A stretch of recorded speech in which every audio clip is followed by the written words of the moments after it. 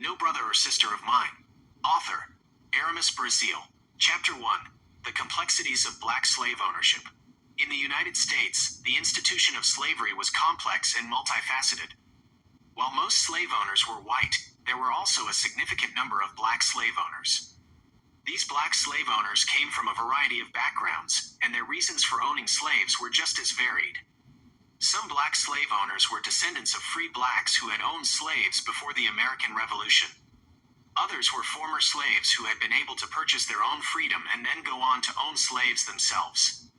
Still others were free blacks who had never been enslaved themselves, but who saw owning slaves as a way to achieve economic success. Some of the most well-known black slave owners in the United States included Marie-Therese Metoyer, a free black woman who owned a plantation in Louisiana. Image of Marie-Therese Metoyer. Nathaniel Butler, a black man who was born into slavery in Virginia and eventually became a slave owner himself. Image of Nathaniel Butler with slaves. The Pendarvis family, a black family who owned a large plantation in Louisiana. Image of the Pendarvis family. Justice Angel, a free black man who owned a plantation in Mississippi. Image of Justice Angel. Antoine de Buclet, a free black man who owned a plantation in Louisiana and was one of the richest black men in the United States at the time of his death. Image of Antoine de Buclet. Chapter 2. Marie-Therese Metoyer. Metoyer was a remarkable woman who defied the odds to achieve great success. She was a savvy businesswoman who was able to build a large and profitable plantation. She was also a kind and compassionate woman who took good care of her slaves. Metoyer's story is a reminder that even in the midst of slavery, there were black people who were able to achieve great things. Chapter 3. The Pendarvis family. The Pendarvis family was another prominent black slave-owning family in the United States. The Pendarvis family was originally from South Carolina, but they moved to Louisiana in the early 1800s.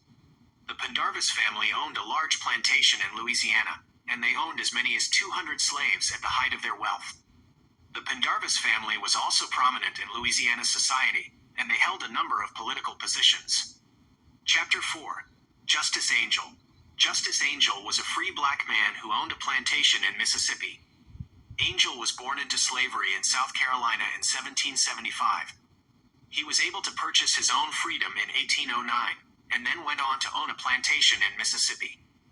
Angel owned as many as 100 slaves at the height of his wealth. He was also a successful businessman, and he owned a number of other businesses in addition to his plantation. Chapter 5. The Legacy of Black Slave Ownership. The legacy of black slave ownership is a complex and controversial one.